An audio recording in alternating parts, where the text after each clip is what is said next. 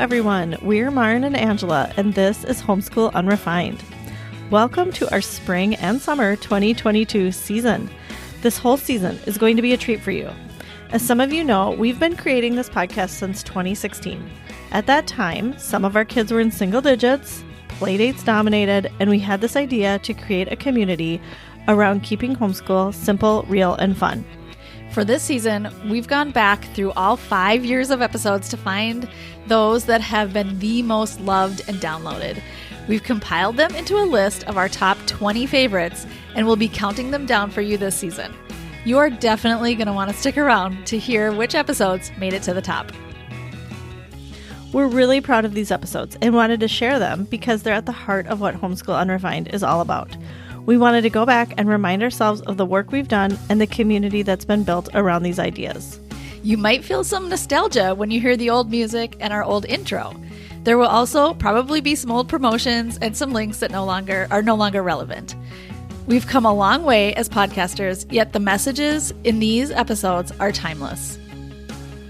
If you're looking for new episodes of Homeschool Unrefined, join our Patreon community.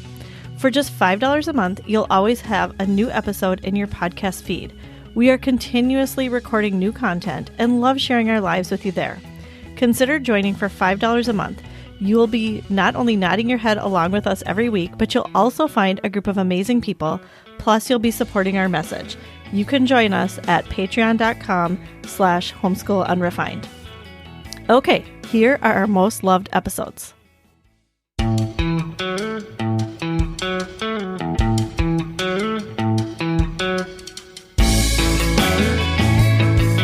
Hi, everybody. This is Angela, and you're listening to Homeschool Unrefined, the podcast where we keep homeschool simple, real, and fun. And this is Maren. You've got episode 95, where we October check in. We're going to get to that in a few minutes, but first, we just wanted to say hi to all of you. Thank you all for being here. We're so glad you're here. Yes. Hi, everybody. And if you are new, which many of you are, I think, welcome. And we just wanted to tell you a little bit about our podcast. We've been doing this for almost 2 years now. Yes. Wow, time has flown. Yep. And we really put this podcast together because we wanted to be a voice for changing the conversation of homeschool, and we wanted you to take things off of your plate instead of continuously, feel like you're adding things to your plate. Yeah. Right. So, and I think a lot of homeschool parents can feel like not good enough or apprehensive about what they're doing, or you might feel like you should be doing more. We all can feel like that sometimes, or absolutely. a lot of times. I think there's a lot of doubt that comes in when you decide to homeschool. And so we want to help calm your fears and quell that doubt that you are doing a great job. Exactly. We want to be that voice inside your head that's telling you, you've got this. You're doing a great job. Your kids need you, who you are. And if you can get back to that, it's going to be such a gift for everybody. So. Right. And a special hello to our Patreon supporters. If you would like to support us on Patreon, you can go to patreon.com/homeschoolunrefined. So Maren, how are you doing? Yes. How was your morning? Good. It's always busy, before hopping on here to start a podcast. But so it started out, actually, my day started out this morning. I was supposed to have a physical therapy appointment at 7 a.m. Mm-hmm. I got there and my therapist was out sick. So, oh, no. And apparently they tried to call while I was driving, but I have this special, do not disturb, don't call me while I'm driving. Yes. Feature on my phone, which is great, except for those situations. Oh, no. Yeah. So can't you see somebody else since you're there, or? No, I mean, it's kind of like you have an appointment with a specific therapist. Oh, yeah. Yeah. So, okay. Yeah, I know. So, which, I was fine with. I got to listen to my audiobook for a long time. Yeah. It was great. I'm listening to Phillips' Autobiography. I know. It's great. That is so exciting. I have not started it yet because I am still finishing. I'm listening to the Notorious RBG. Oh, yeah. About Ruth Bader Ginsburg. Yeah. And as soon as I'm done, I'm starting Busy's. Yeah, it's fun to listen to. Good. I mean, but I have to tell you though, I will just put in here, she is talking a lot about her youth and her teenage years. Yeah. And they were so angsty. It's a little bit, I mean, it's taking me back to that time, and I felt a lot of those same. I didn't live her life for sure. Different lives. But like it's almost hard for me to go back and like have those feelings again. Wow. I was just thinking when you said she's talking a lot about her youth, I'm like, yes, that's what I wanted. I am so glad. I was hoping she would. I can get into that youth angsty stuff. I like that. You can. Yeah. Okay. Well, you're going to love this then. I want to hear more about Dawson's Creek. I haven't gotten that far yet. Oh, yeah. That's all I want to know about. Because when she was like a young teen, she wasn't acting. No. I mean, she was just acting in school. Yeah. Okay. Yeah. Yeah. Anyway, so how about you? What have you been up to today? Let's see. I took my kids for a walk. We have this great woods area across the street from our house. I'm so grateful. Mm-hmm. And it's fall, so it's just beautiful. So we did that. I made them all go with me. Normally I go by myself and I ask them if they want to come, and they say no. Always. So today I was like, no, we're all going for a walk this morning. It's so beautiful today. I know. It is so beautiful out. Why would they not want to go with me? I know. So I'm going to start making them. Because everybody needs it. Good. So we did that. We listened to Julie Bogart's live, her Instagram Did live. you and your whole family do that? Did you all listen? No, I did. Yeah. And then I just had to stop every once in a while because my kids were needing me. So yes, yeah. So what were your kids doing while Julie was? Well, they were all doing math. Oh, good. And they do them like on their separate devices. Yeah. So my son does Prodigy on his own. Yep. My daughter does her own on the computer, and then my other daughter does her own on CTC Math. Okay. But they all have questions. Like, they're all doing it at the same course. time, and I'm just like answering their questions, kind of. Right. Helping them with their problems. So my kids were all individually working on these kiwi crates. Oh, well, nice. They're not all kiwi crates. They're from Kiwi Company. Yep, I know what you mean. Yeah, so there's all these different ones, and my in-laws sent 4 of them to us, which is just like, thank you, amazing. I know, so exciting. So we pulled those out today, but it was a little bit of a mistake because I really wanted to focus on Julie's Instagram stories, where she announced, how to be on her launch team. Yep. Super exciting. I cannot wait. I know. But, those kiwi crates, they can get a little bit intense. Can they? Do your kids need help with them? Yes. Oh, okay. Oh, yeah, for sure. Because my oldest are the only ones who do those, really. My younger one doesn't do them.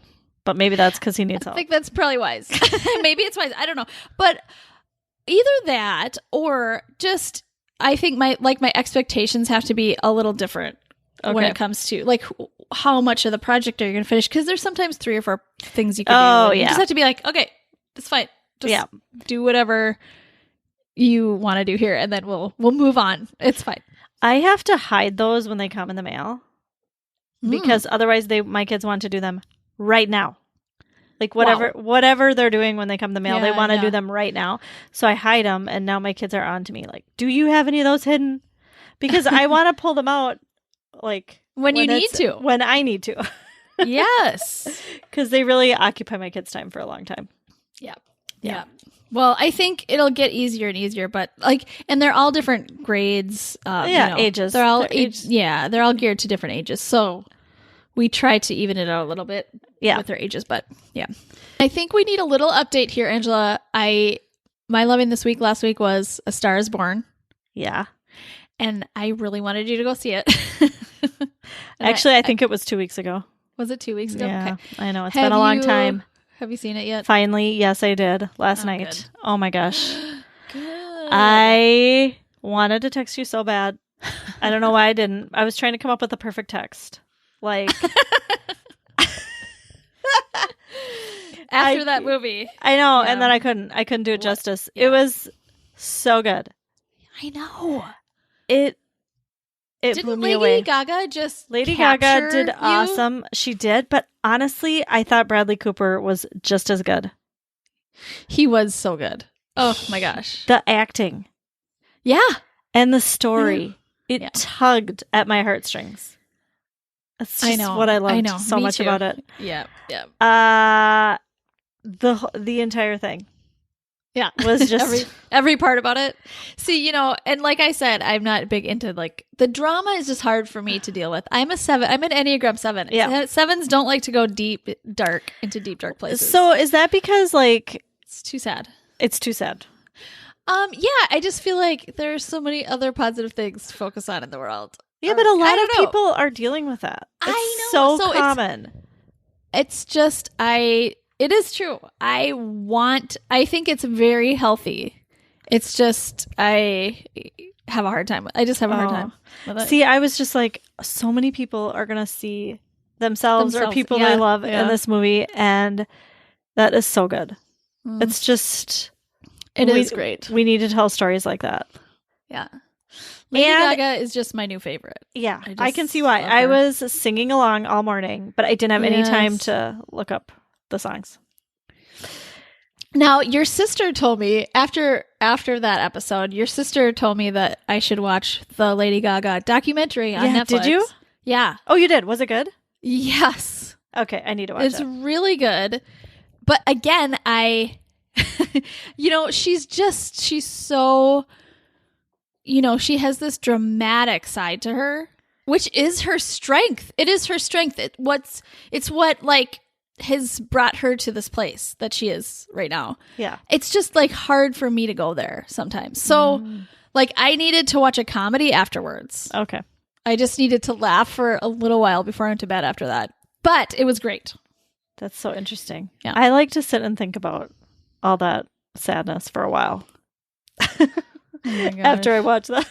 You're so not a 7. No, I'm a 6. I don't know if that's a quality of a 6, but... Well, yeah. I mean, also as an ISFJ, you're very into harmony and just like, you just want to relate, like very much want to understand and relate. Yeah, and I relate think to I'm people. just a big feeler. Yeah. Just a really strong feeler. Yeah, so definitely. And I think I'm probably on the Myers-Briggs. I am an F, a feeler, but also not I as might strong be as me. less strong. Yeah. Yeah. So if you have not seen A Star Is Born, do yourself a favor and see it. Or when it comes out, you have to see it. And if you have seen it, let's talk about it. I want to talk about it with people. Oh. Yeah, I cannot. I was trying to remember which movie do I like better than this that I've seen ever. Ever. I know. I can think of a couple that are like on par, but were you, I mean, maybe because you knew it was going to be a different movie. Like, I know that I even mentioned it doesn't go down the storyline you think it's going to go down necessarily. Well, I thought about that the whole time, and I was like, okay, what was she thinking? What should I be thinking? Like, I was evaluating, like, what you were talking about when you said that. I'll tell you after this. I'll tell you. Okay. I'm not going to ruin it, but yes. Let's see. This is why we need to talk. I know about it. So, okay. Let's move on. We are doing our October check-in. We're doing this once a month. Yeah. We're just going to check in with each other, see how things are going. This is where we're going to talk about one thing that's going well, one thing that needs tweaking. We're going to do a self-care check-in. Mm-hmm. And then we're going to do a listener question. And we really, really appreciated doing this over the summer. This was kind of our summer schedule. Yep. And it was so helpful for us personally. And then also we got a lot of feedback that it was helpful for other people. I think just processing our regular days together can be very, very powerful. Yeah. One thing we do hear a lot is people want to hear more about our daily stuff. Our daily life. Yeah. What are we doing on a daily basis? Just a regular mundane, day. So here it is. So Angela, do you want to start out with what is going well? Okay. So I wanted to pick something specific because, we've done this enough times. And so I'm trying to come up with, it's actually really good because I'm trying to think about, it's forcing me to think about what is going well beyond the obvious. Beyond the general. Yeah. Yes. So one thing that's going really well this year, like very well, is my 8th grader, who's 13, is taking an algebra class through a local homeschool co-op. Yeah. And I asked her if I could talk about this. She said, yes, please. She's fine with this. She is loving it so much. And we were really hesitant to do it. Like, I am really hesitant to commit to something like on the schedule, especially just for one kid. Yes.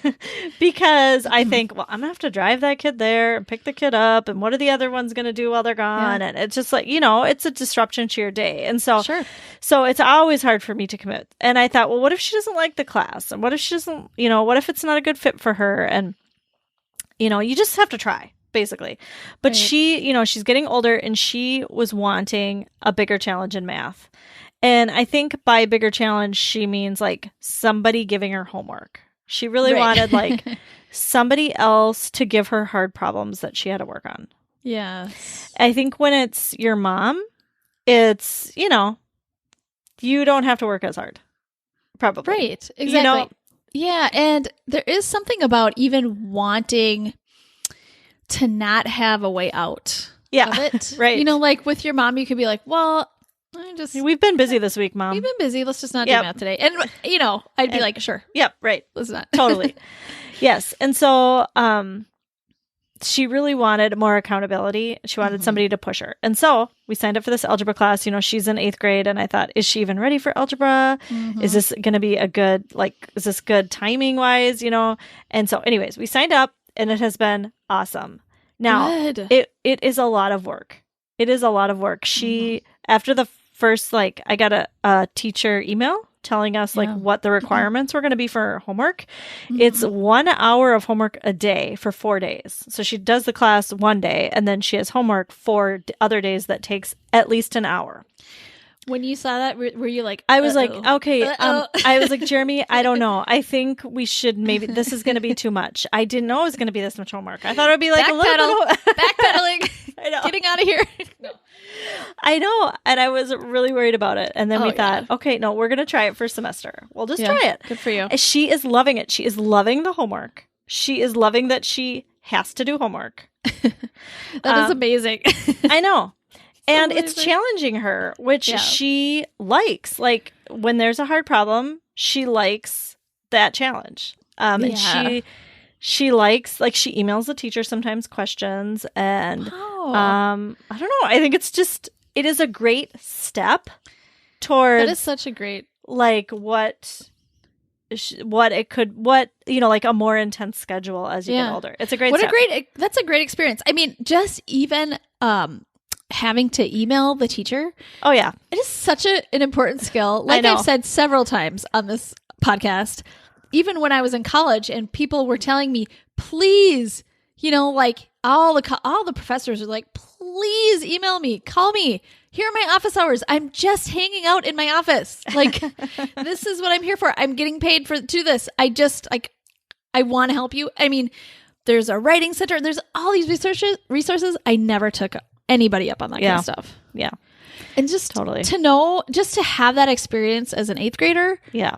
To email a teacher and personally get an email back it just creates this memory that I can trust people who are who are teaching me and who are, they want to help me. Right. And it's good. She now has to check her email all the time because she's getting emails from this teacher. So it's great. It's good. Oh my gosh. It is creating good responsibility. It's awesome.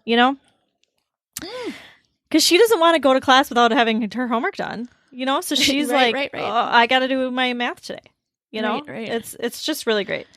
So I'm wondering, would she say that she wants to keep doing this class or is this semester enough for her? No, it's actually a year-long class, okay. But you register for as a semester at a time. Gotcha. And so, no, she wants to keep doing it for sure. That's awesome. I know. And maybe she wants to even do more classes, next time. Yeah, We'll see. So it's been good. Great. How about you, Marin? What's going well for you? Okay, so first of all, I just have to give a backstory. If you didn't listen to September's check-in, I did talk about how I was really micromanaging and like getting super stressed out about getting things done or whatever. So I feel like what's going well for me is that I'm chilling out. Nice. Yeah, and it's making me so happy. What caused you and to chill everyone out? else? Was it like talking about it that caused you to realize? I think that was a big part of it. Yep. And then just reading, like I would read Julie Bogart's book, The Fall, Gracious Space. Gracious Space, those kind of things. Oh my goodness. I had a turning point when we interviewed Renee Tuga. Oh yeah. There was something that like clicked in my brain. Yeah. When we were talking to her, and I felt it, like I really like physically probably felt it. Like I just felt like I need to change my way of thinking right this second. And I did. Yeah. I just have got to chill out about this. Yeah, I could tell that something clicked with you because you talked about that a lot after. I did. I talked about it a lot, and it did. I changed. I really like my whole frame of mind changed. So, that's why it's so important to hear from people who have gone ahead of you, and who've gone ahead of us, and who are very wise. Right. So that's awesome. But also, I had that. I had a work plan, or we still do.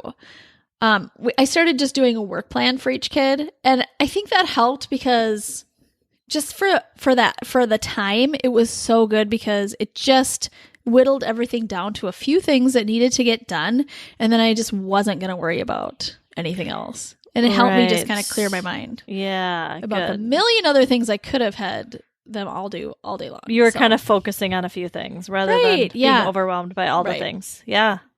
Good. Exactly. Good for you.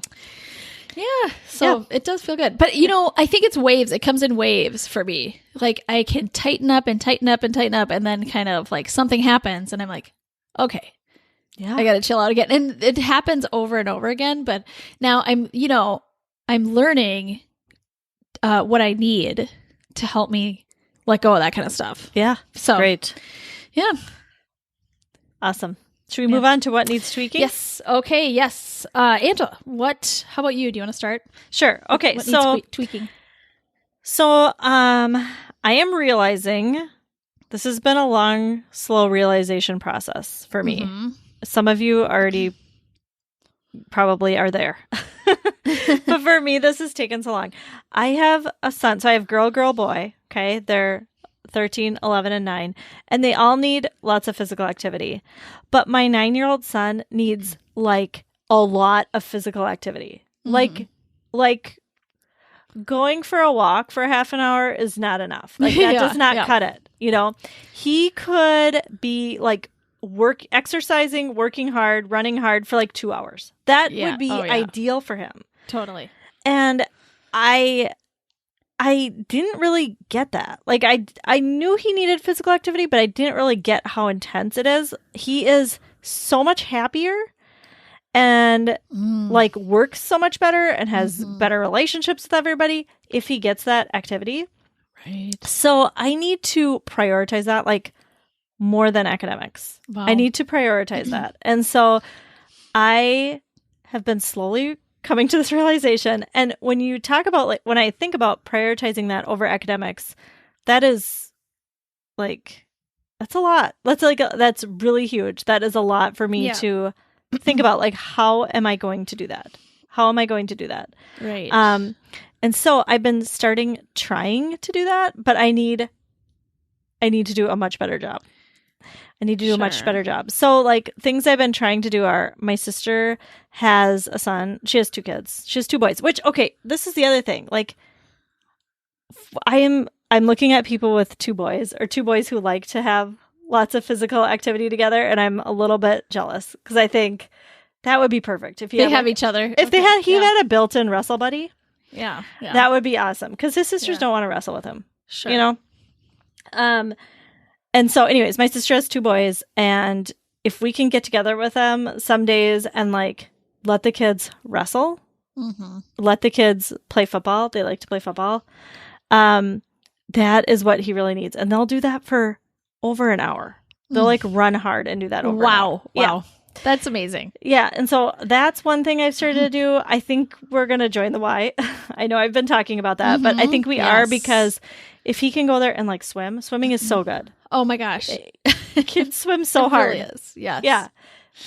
That's what I decided when we were on vacation last week, and we swam like for, 5-6 hours a day.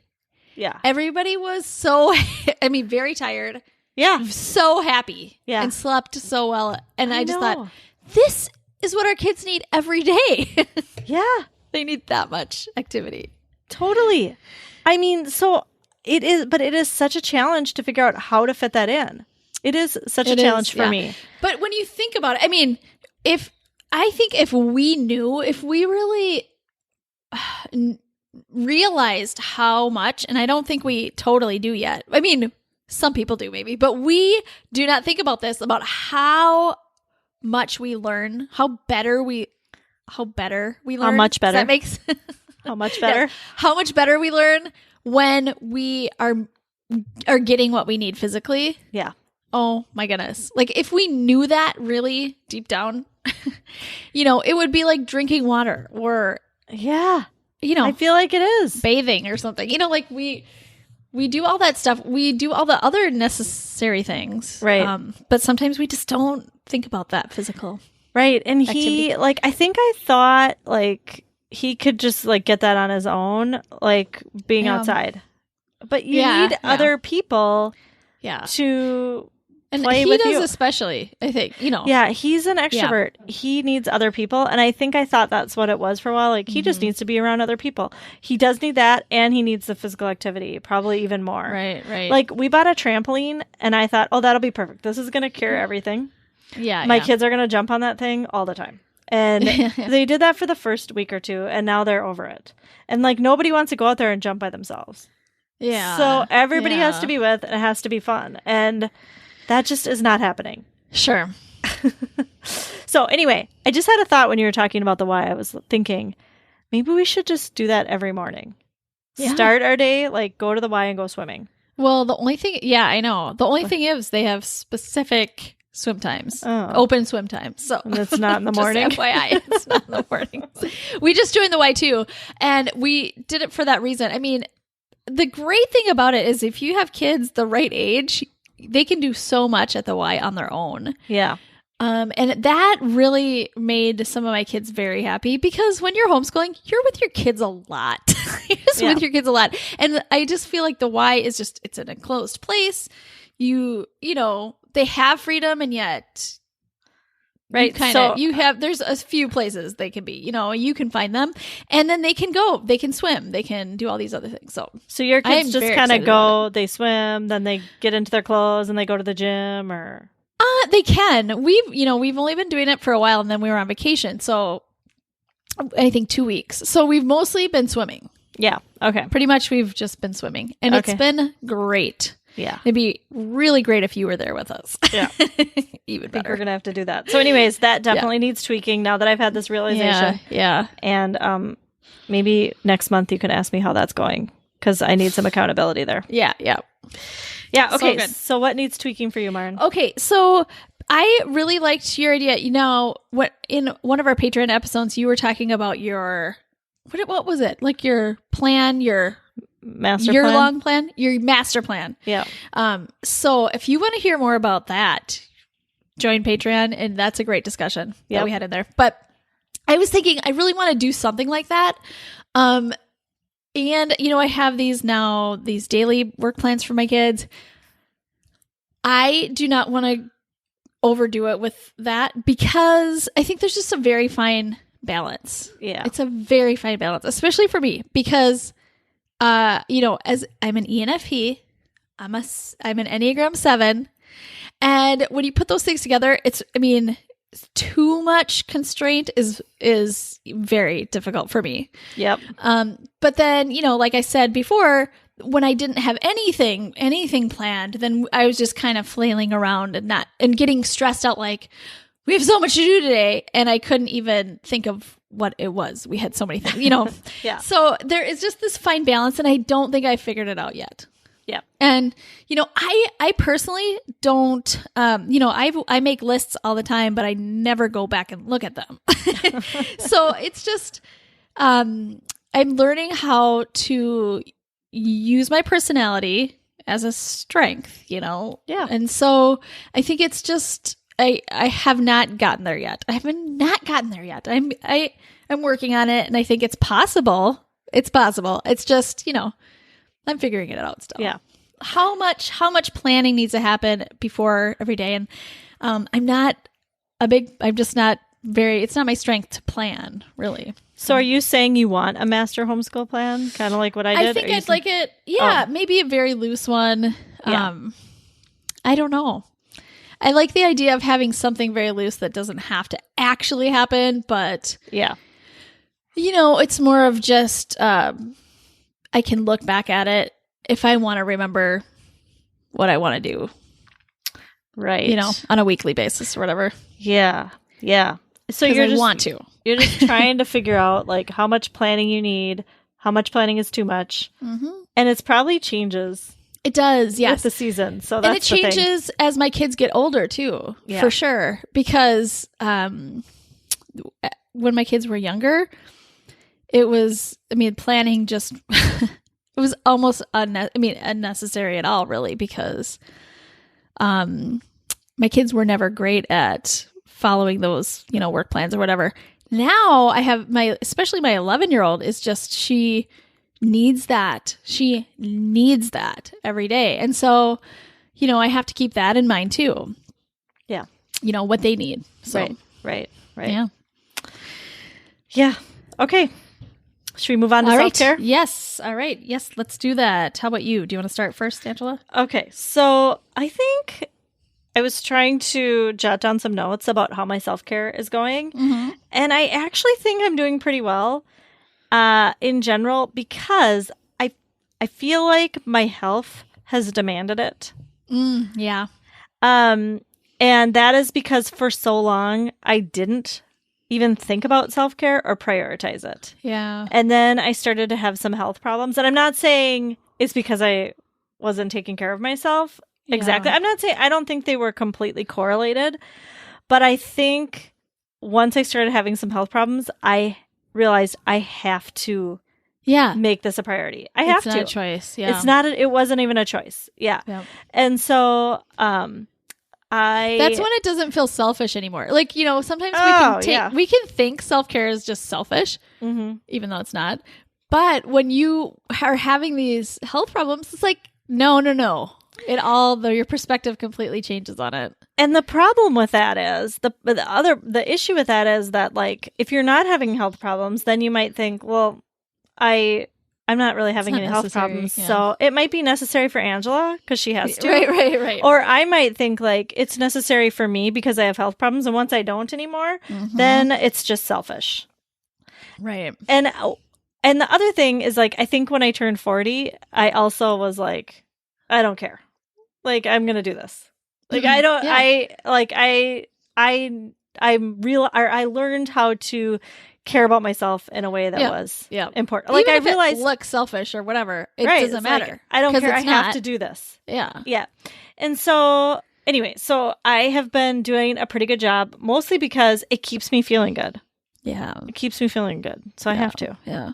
So I would just challenge everybody listening. And I know we've heard from people after we've done these self-care check-ins that people are thankful that it's giving them a chance to reflect. So that's what I'm hoping you do is just take this minute to reflect on yourself and how is your self-care going, and don't let it get to the point where you have some health problems or aren't feeling good, because stress causes so many health problems. Oh my goodness. It causes all the health problems. I was just talking to my husband last night about how our last move, I think, was instigated a lot of my health issues. My gosh. Yeah. And I was like, so next time we move, like, we have to do things differently, just FYI. Because oh my gosh. Yes. We have to make things easier. Our last move happened like in the height of my issues. And I just was telling my husband, I think that's what made it so hard. Like, that's why I was so sick, was because we were moving. Yeah. Even though I consciously knew that, and I consciously was trying not to do much. I know. And I know. the other thing, I think, is like knowing myself. Yeah. So I'm an extreme introvert, and my husband is like an extrovert. He's an extrovert. Yeah. And on the weekends, he wants to do fun things. Like, and he wants to do projects around the house. That is where he shines. And I think for a long time, I felt like I should be doing that too. Sure. You know? Because those are good things. Doing projects are great. I don't want to be lazy and not do projects. And like having fun, doing fun things all the time. With your family? That's what bad could you say about that? Like, and I should probably do that. Did you think I should be making these good memories with my family? Oh, yeah, for sure. Yeah. For sure. Because especially if he's doing a fun thing with the kids and I'm not with, that makes me feel bad. Yeah. So anyways, I think I realized probably a year ago, I need to be myself. And myself needs a break on the weekend. Because I've worked hard all week. And so I need to like lay around and read and like go for a walk. And maybe do 1 or 2 fun things. You know? That is so great. And he doesn't. Like, if he were to lay around on the weekend, that is not where he shines. Like, he would feel awful doing that. You know? And so, like, I want him to shine in his own area, and me too, but we're trying to figure out how that works together. And I used to feel bad that I wasn't doing what he's doing. Sure. Now I'm like, nope, this is me and this is what I need. So I need to do this. Good for you. So those are the things. Those are, I just wanted to share my epiphanies. I think that could be, I mean, we could talk about this more on a completely different episode, but I mean, that takes a lot of a wisdom in your marriage too, because when you've been doing things the same way for so long, and then to change things up, like those important things, those are important things to him, you know? Yeah. And to kind of shift that's like a big shift. Like, I just want, you know, like, I'm just imagining that conversation. This is not, I have to change this. I have to change this big, important part of our family on the weekends. I mean, that's way to go. I mean, and I think I can imagine it being tough. We've gone through, I mean, I think every marriage has gone through, you know, shifts like that. And it's just, it's tricky to manage all of that. It was very tricky because it started off with me like, why are you making me do all this stuff? I can't handle it. Yeah. And then he's like, what? So he's like, I'm not making you this. You get to do this. Yeah. This is fun. This is what families do. We own a house. We do projects. Yeah. That's what we do. One thing, you know, like we had to have a conversation about weekends. This is off the topic kind of, but that's okay. It's helpful. It is helpful, I think, because, you know, Sean especially, he is kind of like that too, even though he's an introvert, but he likes to have full family activities to do all weekend long. The whole family. Yeah, the whole family. And you know, in his mind, I mean, I think he's thinking, well, the kids are home all week, so we should go out and do things together as a family. And this is part of homeschooling, except just on the weekends, right? But in my mind, I'm thinking, we've been together all week. Like, can we split up here? Can I take 2 kids and you take 2 kids and we just like kind of decompress for a little bit? And even when Sean takes all 4 of the kids to give me a break, which is so nice, I so appreciate it. It's hard because the kids, again, have been together all week. They need time away from each other sometimes on the weekends. Oh, because when it's just me and the kids all week, they don't really have a choice. We're together. That's just the way it is. But on the weekends, we have a choice. So, you know, it takes a lot of communication. I think that is really a tricky part of homeschooling. I think all homeschoolers right now are probably identifying in some way. Because it is a universal thing. I would love to hear so we have this Facebook group called Unrefined Homeschoolers. This would be a great thing to talk about in there. I would love to process through this with other people. Yeah. Okay. Yeah. All right, Maren. Yes. How's your self-care going? Okay. So great, actually. I think physical therapy is really helping me. Good. Which, you know, I was very annoyed that I had to go do it because it's just like little muscle movements, which is not my favorite, but I'm feeling stronger and healthier. So that's great. And also I'm realizing, I've been choosing to take walks in the evening as my kids are getting ready for bed. And it's been the best thing. Perfect timing. It is the perfect timing. Think about it. Think about it, everyone. So, and this, because this is, I think it started with me doing that out of frustration because, there's always this time between, okay, the kids have to go, brush their teeth and put their pajamas on, and then you wait. I know. Sometimes wait and wait. And sometimes they find a million other things to do, right? Well, my husband, Sean, would often just go lay down in bed or something and like watch a YouTube video or something or read an article or something. And I'd be like, help me out here, and he'd be like, well, listen, the problem is the more attention we give them, the more they want to just like stay up and hang out. And he's right. The more we were even just bugging them to get ready for bed, the more they stayed up. And so now what happens is we like turn out like almost all the lights. Sean goes and lays down. I go for a walk. The kids aren't getting attention anymore. They don't get to keep talking to us. They don't get us anymore. So you're not tucking them in? Yeah. Once they're ready for bed, then we tuck them in. But like, it was just we were feeding this fuel, or fueling the fire, I should say. And it was just not working for us. So Sean is basically, like helping minimally as needed, right? And then I often will be going for a walk, and which I just love because I just think I am missing out on this. I would be there even if I were laying in bed, watching something or reading something.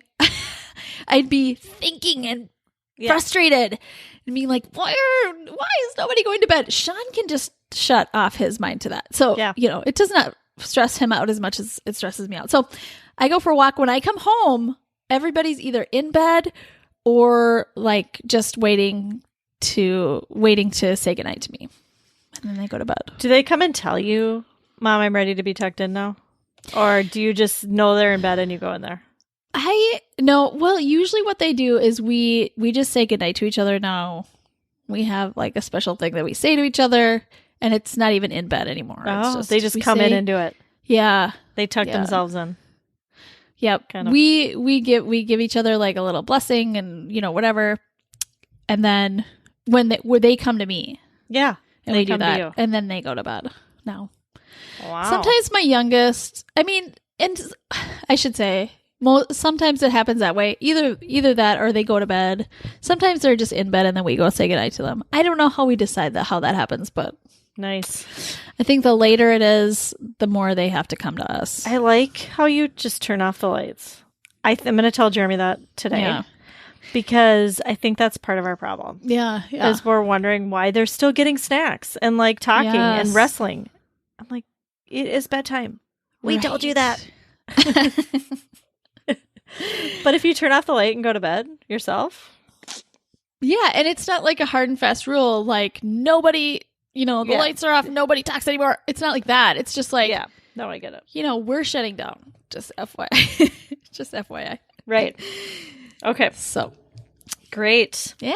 Well, let's move on to our listener question. Yes. So we have a bank of questions kind of that we've gotten from people over time, and we have a list of them. And so we've picked one. If you have a question for us, please send it in, either DM us or email us or something. And we will add it to our list of questions, and maybe we'd get to it next month. Yeah. We do this. We'd love to hear. So this question just says, what are your thoughts on co-ops? Which you kind of answered a little bit. Well, yeah. You talked about that one example. Do you want to add anything else? Well, okay. So, I have lots of thoughts on co-ops. Yeah. I think they can be so good in some ways, and they can also be so challenging in some ways. And so it's really an individual thing. Like I would never say, oh, co-ops are bad or co-ops are great, because I think it is all about finding the right fit for you and your child. Exactly. I was going to say I have a love-hate. I love them, and I think I might hate them a little bit. Yeah. Because, I mean, I think if I found the perfect fit, it would be great. Yeah. It would be great. I would love it. But there's always, they're co-ops for a reason. There's more work to do for the parent, usually. Even if it's just driving the child there, or oh my gosh, that's more work, but usually it's more than that. Like, you have to participate in some way, you have to help out in some way. So that is more work, and you have to weigh, like, is this worth it for me? But, so I personally, we don't have like a co-op that we've gone to for years where we've built relationships with people over a span of time. And I do kind of wish we had that. So I am a little bit jealous of people who have that community. So I think if you have that, I think that's awesome. Yeah, I guess I would kind of reiterate the same thing. I mean, I love the idea of a co-op, especially if it really lines up. I think I've said this a lot on the podcast, that I might be a little bit picky about these kind of things too. Yeah. Yeah. I would want a co-op that really kind of lines up with some of my philosophy of learning and stuff like that. And I think that's very hard to find. Mm-hmm. I haven't found it yet, so it'll be, but I think as my kids get older too, that might not be quite as important, that it lines up exactly with what they need. I don't know. We'll see. But I love the idea of having a strong community. That would be, that would be my biggest reason. Yeah. When Renee was on our podcast last week, a couple weeks ago, and she talked about that for her kids and how valuable that was, I was a little jealous. I was like, yeah, I wish we had that, especially as my kids are getting older. Yeah. Because for my kids, a lot of their friends have left homeschool and are going to public school. Yeah, and I think the older kids get, the more that's important to them. The more it's important. And so I am definitely on the hunt. Yes. For the perfect co-op. Yep. Or for a co-op, not the perfect On co-op. the other hand, I think, it has to work out. It just, like you said, it has to work out with your schedule and your commitment level. Yeah.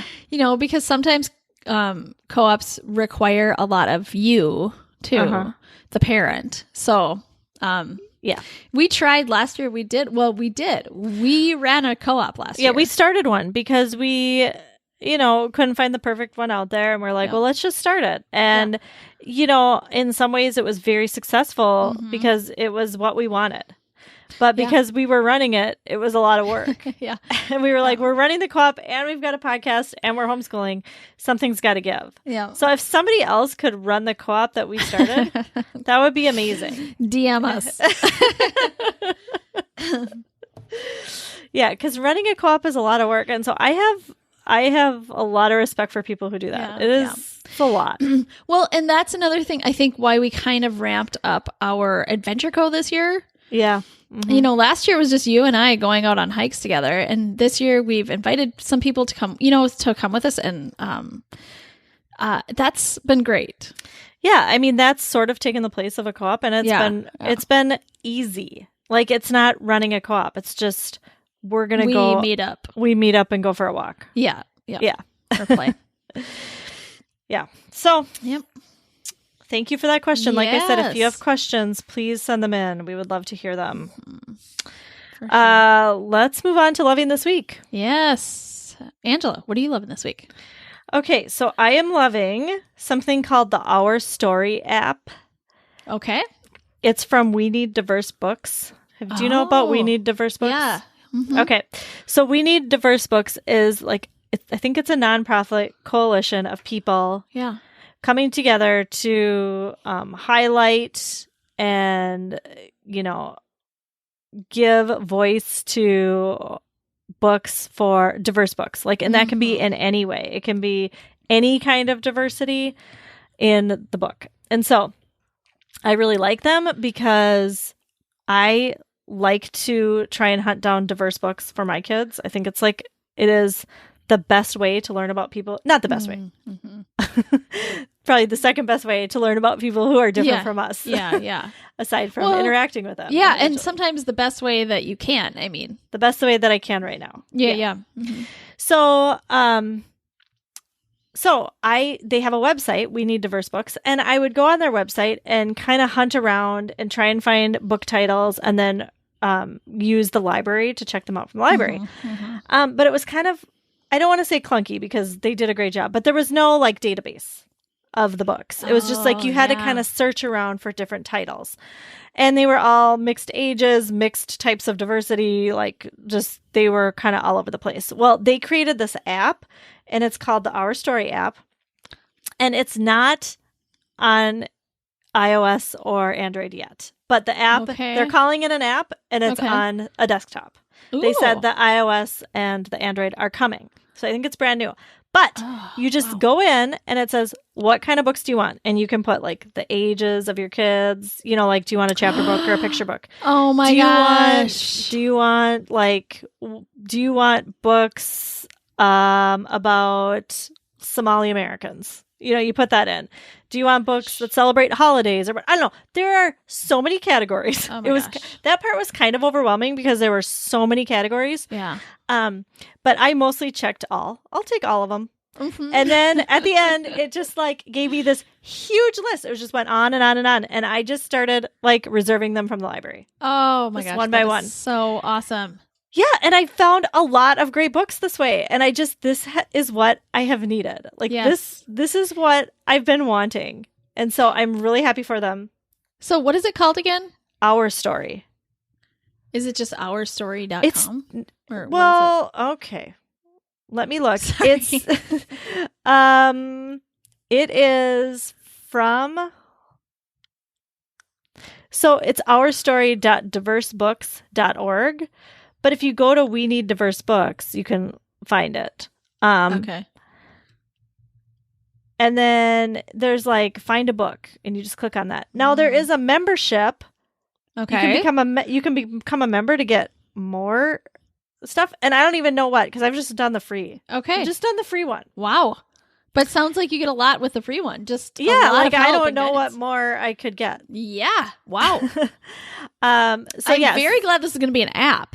I know. Like, I think it's in development. So, like, the first question is, you know, like, do you want babies, toddlers, picture book, early chapter book, or middle grade? Oh, my gosh. And then you pick one. Like, I picked picture book because I still read my kids' picture books, even though they are 13, 11, and 9. And then it says, what genres are you interested in? And there's probably 10 to 15 of them, like autobiography, biography, memoir, graphic novel, poetry, you know, stuff like that. And you pick them. And then what identities and experiences are you interested in? Oh, my goodness. Yeah. Disability, diverse family structure, LGBTQIA+, mental illness, racial, ethnic identity. Anyways, whatever. Wow. And then after that, what story elements are you interested in? Animals, arts, bullying, you know, and it lists a bunch of them. So anyway, I was really happy with it. I'm really excited about it. I'm very excited about that too. Wow. Yeah. And just you saying that you just now, I know you say this a lot, but when you just said it now that you read picture books to your kids still. Yep. It reminded me that I need to do that again. Yeah. And every time you say it, it reminds me. But I really need to get on that. Yeah. I mean, I don't read the young picture books. My kids will not. The 4 to 8. Yes. 4 to 8, my kids are not into that. So sometimes I accidentally get one of those. Because sometimes I want to read them a 4 to 8 because it's like a good message and a good story. Yeah, yeah. And they'll sit through it politely. But there are picture books for older kids. Those are the ones I'm talking about. Yeah. So there are so many great picture books for older kids. And it's not like the vocabulary is for older kids. Even the pictures, even the illustrations. Yes. Yes. Exactly. So I want to change that about my kids because I think my kids think that picture books are not for them anymore. Oh, yeah. So I want to change that. Okay. What are you loving this week, Maren? All right. So I'm loving a series on Netflix. And it is called The 90s. And it's all about the 1990s. Wow. Pretty simply, executive producer Tom Hanks. Oh. Yep. So, I mean, really, and there's 8 episodes here, and I think the first 2 were about television. And then, every episode after that is about a different topic. Like it would be, music, or I know one episode was all about Bill Clinton. One was about, like our wars with other countries during the 1990s and things like that. And so that's how far I've gotten. I know there's going to be one on the internet, like technology. Yeah. So it's fascinating. It's very well done, very well produced and things like that. So yeah. So I'm picturing it kind of like I don't want to say like a news show, but kind of like, I mean, it's like a documentary. Yeah. It's documentary, but an episode stuff, for sure. Yeah. Okay. And then I just noticed, since I watched this one, then they, of course, let you know about other shows that you might like. There is also the 80s and the 70s. Oh, okay. Crazy. So I'm interested, especially in the 80s. Yeah. So I'm interested in all of them. Yes, I know. Give me the digestible bites. So I can handle that. Yeah. And it was kind of fun. I mean, it was fun to go down the, our memory lane a little bit and just remember all the shows and music and all that kind of stuff. So awesome. And like, especially with the political stuff, I was like, we've talked about with what podcast were we talking about? Slow Burn. Oh, Slow Burn. Yeah. With Bill Clinton. I mean, we were young enough so that it was on our radar, but like not, it was not super important to us what was happening with the president at that moment. Right. So like, I mean, to hear it in an hour, what happened in the 90s politically throughout the world was great for me. Yeah, I learned stuff. For sure. So, yeah. I was just reading to my kids from our history book this morning, Young People's History of the United States. And it talked about Desert Storm. There's like a little section on Desert Storm. And I was like, wow. I mean, I was in high school, I think. Yeah. I didn't know this stuff. Like, if somebody were to ask me, like, what was Desert Storm, I think I could probably give a sentence or two, but really I had no idea all the stuff behind it. Well, I know. And I remember feeling embarrassed that I didn't know, like I knew the countries. Yeah. Or I'd heard about the countries on the news, but I didn't know who was like in control of who. And, Yeah. Yeah. And then I was too embarrassed to ask. Really? Yeah. I was like, because you should know. I should know on the news every night. And I am old enough. Yeah. At that point I was like old enough to know. Yeah. Right. So. Okay. Well, thank you everybody for listening. Yes. If you would like to find us, we are on Facebook and Instagram at Homeschool Unrefined. We'd love to have you follow us there. We do have that closed Facebook group called Unrefined Homeschoolers. Mm-hmm. Please join. And there's a few questions that you have to answer to be let in. Then we'll let you in and we'll have some great conversations. And then you can go to our website, homeschoolunrefined.com, where you can find links to everything that we talked about in our show notes. And we'll see you next week. Yep. Thanks for listening. Homeschool Unrefined is created and produced by Maren Gorse and Angela Sizer. Ethan Miller is our editor, and Amanda Ginn is our VP of all the important things.